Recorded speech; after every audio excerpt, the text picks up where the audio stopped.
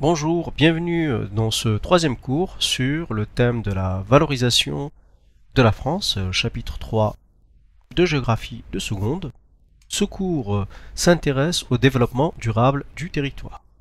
Je vous rappelle que précédemment, nous avons eu deux cours. Le premier présentait les ressources et les contraintes du territoire français. Le deuxième, la manière dont ces ressources et ces contraintes sont maîtrisées, valorisées. Et ici, on s'intéresse à la question de la durabilité. Le développement durable est une notion apparue dans les années 1990 au sommet de Rio, au sommet de la Terre. Ce développement durable comporte trois volets ou trois domaines, un volet écologique, un volet économique et un volet social. Un développement viable, c'est un développement qui produit suffisamment de ressources pour combler les besoins. Un développement vivable, c'est un développement qui respecte l'environnement. Et un développement équitable est un développement qui partage les ressources de façon équitable entre les acteurs de la société. Ce développement est durable car il permet de préserver les ressources pour les générations futures. Pour traiter cette question du développement durable du territoire de la France, nous allons dans un premier temps évoquer la gestion des risques. Dans une deuxième partie, la question de la limitation des pollutions et des nuisances. Une troisième partie assez nouvelle en classe de seconde, c'est de la conciliation des usages. Et enfin, plus classique, nous allons montrer comment protéger l'environnement par des normes.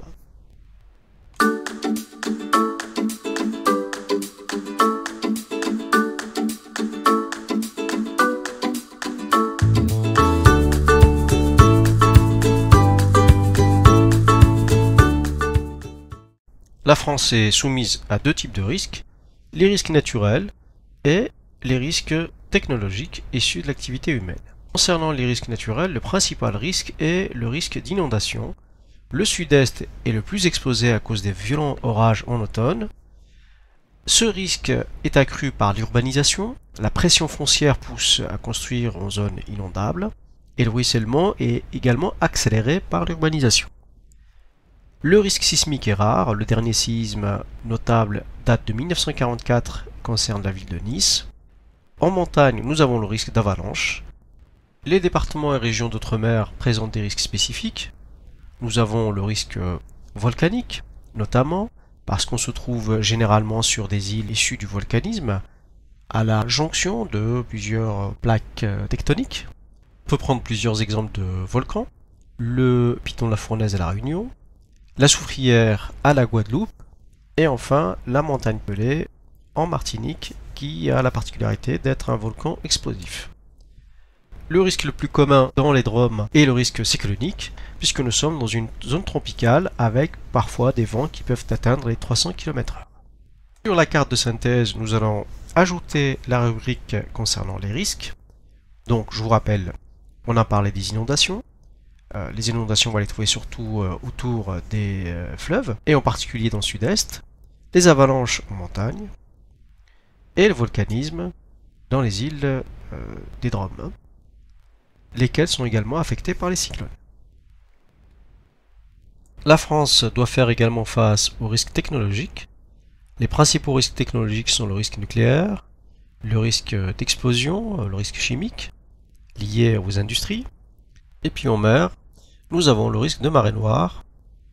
Donc pour faire face à ces risques, puisque la maîtrise des risques fait partie du développement durable, on a créé une classification, la classification Céveso, et puis on a mis en place un certain nombre de plans de protection ou de prévention. Le PPR, le plan de prévention des risques, il s'agit surtout ici des risques naturels.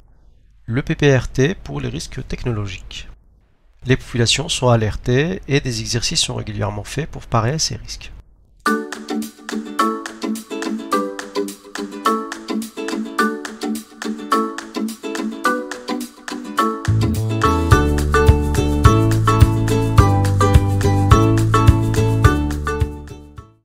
Donc dans cette partie, nous allons voir comment limiter les pollutions et les nuisances. C'est un élément important dans le développement durable du territoire. La première source de pollution est la pollution industrielle. Bien que la France soit un pays en voie de désindustrialisation, sachant que beaucoup d'industries ont délocalisé vers les pays à main-d'œuvre bon marché comme la Chine, eh bien il reste encore d'importants sites industriels, notamment dans les zones industrielles ou portuaires, lesquelles concentrent des industries très polluantes, notamment les industries pétrochimiques et la sidérurgie. 4 sites concentrent l'essentiel de cette industrie. La zone industrielle de Dunkerque dans le nord de la France, le Havre, dans le sud on trouve l'étang de Berre à proximité de Marseille, et au sud de Lyon, la zone de Feyzin.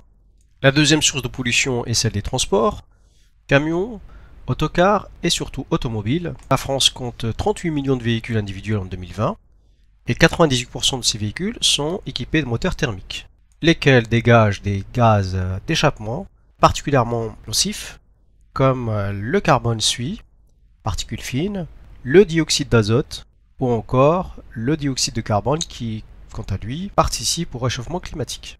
Les grandes métropoles sont les plus impactées par la pollution automobile, avec des indices atmosphériques dégradés, souvent en été des smogs, donc des nuages de fumée qui dégradent la visibilité, et une augmentation des maladies pulmonaires, notamment les bronchiolites chez les enfants, les cancers. La lutte contre la pollution automobile passe par de multiples mesures. L'information au public, par exemple l'association Air Parif, la limitation de la circulation automobile lors des épisodes de forte pollution avec la catégorisation critères, l'établissement de plans de déplacement urbain, de PDU, qui optimisent les déplacements pour limiter la pollution, mais certaines de ces mesures peuvent être contraignantes. C'est par exemple le fait de mettre en place des zones à faible émission dans les centres-villes, dans les centres des agglomérations, ce qui peut susciter des oppositions, notamment des catégories les plus défavorisées, qui n'ont pas les moyens d'acheter des véhicules écologiques comme les véhicules électriques ou les véhicules hybrides. La troisième pollution est la pollution agricole, à travers notamment les nitrates. Les nitrates sont un élément azoté qui est très utile au développement des végétaux, mais leur épandage en très grande quantité pollue les eaux et les sols, ce qui crée des zones vulnérables. Les 2/3 du territoire français sont pollués par les nitrates et l'eau des nappes phréatiques n'est plus consommable. Cette pollution nitrate concerne surtout les régions de plaine où on pratique une agriculture intensive, alors que les montagnes sont relativement épargnées, car elles s'adonnent à l'élevage et qui utilisent très peu de nitrate.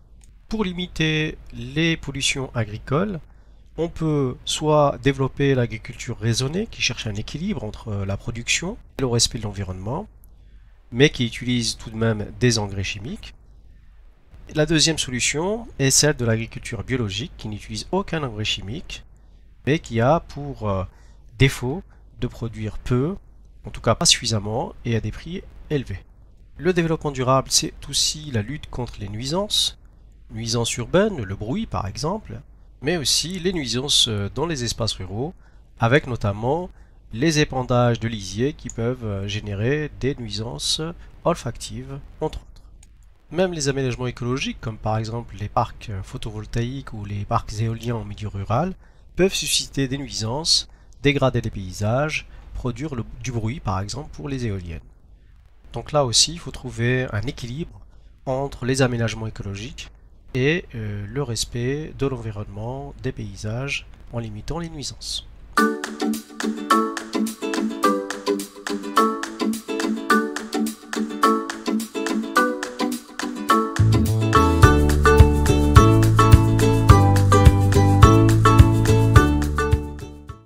Le développement durable passe également par la conciliation des usages. En effet, la mise en valeur du territoire peut se traduire par une concurrence entre les activités et donner lieu à des conflits d'usage. Donc par définition, un conflit d'usage est un conflit qui oppose plusieurs acteurs dans l'utilisation des ressources d'un territoire. C'est ce que vous avez ici sur cette caricature concernant l'usage de la plage, où vous avez des conflits entre les différents usagers, baigneurs, pêcheurs, etc. Plus sérieusement, nous allons prendre le cas des conflits d'usage en Bretagne, ici entre trois activités. L'agriculture, l'élevage porcin intensif hors sol, qui produit du lisier. Ce lisier fait l'objet d'un épandage sur les sols, ce qui augmente la teneur en nitrate dans ces sols et qui génère des algues vertes Ces algues vertes gênent la conchyliculture, l'élevage de coquillages, de striculture en particulier, donc l'élevage d'huîtres, mais également le tourisme, puisque les plages deviennent inaccessibles aux touristes pendant ces crises d'algues vertes. Donc voilà un bon exemple de conflit d'usage entre trois activités, conchyliculture, tourisme et agriculture. La construction résidentielle peut également porter atteinte à l'environnement. C'est le cas des incendies, très souvent dans le sud provoqués par le mitage résidentiel, c'est-à-dire la multiplication des résidences au sein même de la forêt, du maquis et de la garrigue. C'est l'exemple ici que nous avons avec la commune de Martigues qui a connu plusieurs incendies en 2003 et le dernier en 2020. La présence humaine à proximité immédiate de la végétation, accompagnée d'une forte sécheresse, favorise la multiplication des incendies en été. Il arrive également que les habitants et les militants écologistes s'opposent à des projets qui dégradent le cadre de vie des habitants et qui peuvent porter atteinte à certaines espèces. Nous avons ici deux exemples. Celui de Nantes, un conflit d'usage, un conflit qui a duré 50 ans entre 1968 et 2018 et qui a donc opposé les habitants et des militants écologistes contre l'État aménageur. Un autre exemple, Sivens dans le Tarn en 2015. Les militants, là aussi écologistes, se sont opposés à l'aménagement de barrages agricoles. Et aujourd'hui, nous avons également de nombreux exemples de conflits entre les militants écologistes et les agriculteurs au sujet de l'installation de bassines de retenue pour faire face à la sécheresse de l'été. Cette opposition aux aménagements publics, parfois, va contre l'intérêt général. Cette opposition a été formalisée par la formule NIMBY, Not in my backyard, et qui nous montre que très souvent les habitants au nom de leur intérêt privé s'opposent aux aménagements d'intérêt public. Donc comment concilier ces usages et ces conflits d'usage? Il faut une bonne gouvernance, c'est-à-dire une gouvernance dans laquelle les autorités sont à l'écoute, dialoguent avec les habitants et où chacun prend ses responsabilités en essayant d'établir un équilibre entre intérêt général et intérêt privé, cadre de vie, tout en faisant des efforts pour préserver les systèmes écologiques.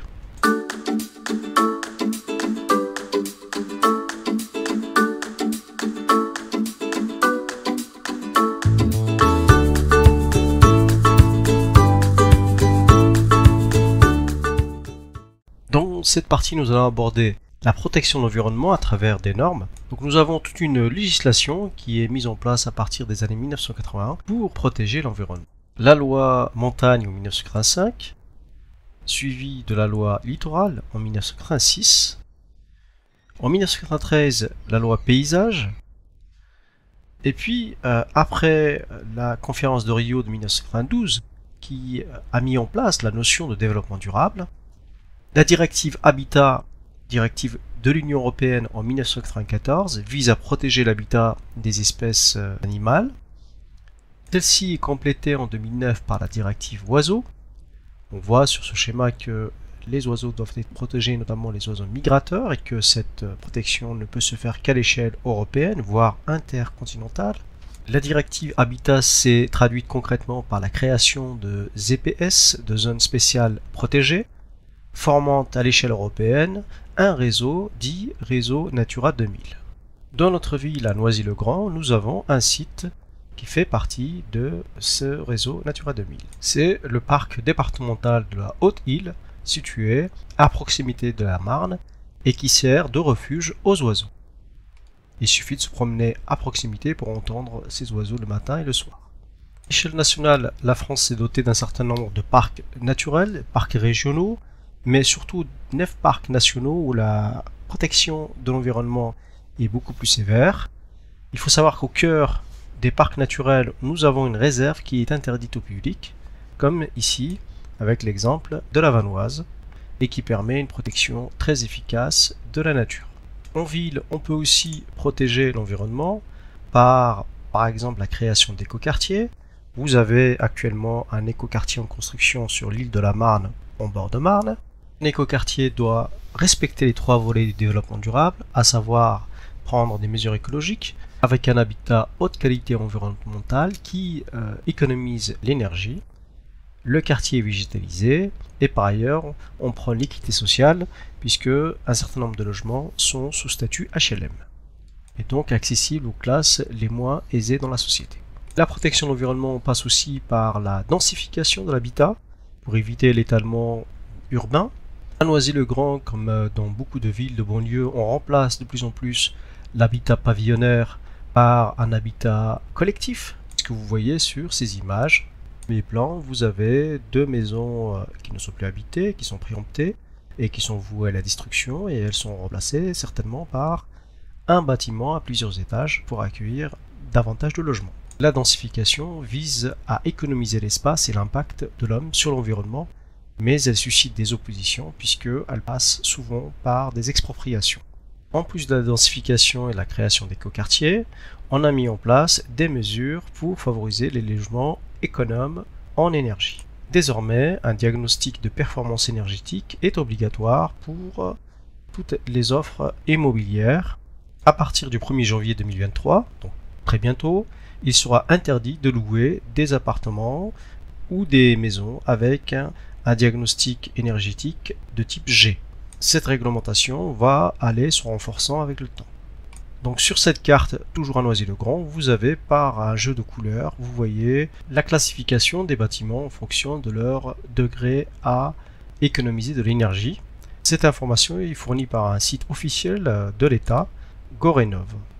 Il permet à tous de connaître la performance énergétique des logements à acheter ou à louer. Voilà, donc des mesures peuvent être prises aussi bien à la campagne qu'en ville pour protéger l'environnement.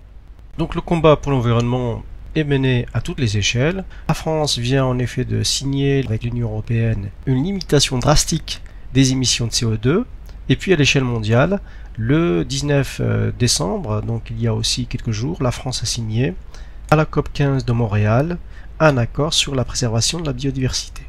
Voilà, donc la préservation de l'environnement se mène à toutes les échelles et dans tous les espaces, à la campagne comme en ville. En conclusion, on peut dire que pour développer de manière durable le territoire français, il faut maîtriser les risques, limiter les pollutions et les nuisances, concilier les usages et protéger l'environnement. Voilà, ce cours est terminé, vous pouvez le revoir pour réviser et n'oubliez pas de laisser un pouce bleu, de vous abonner et d'actionner les notifications. À bientôt!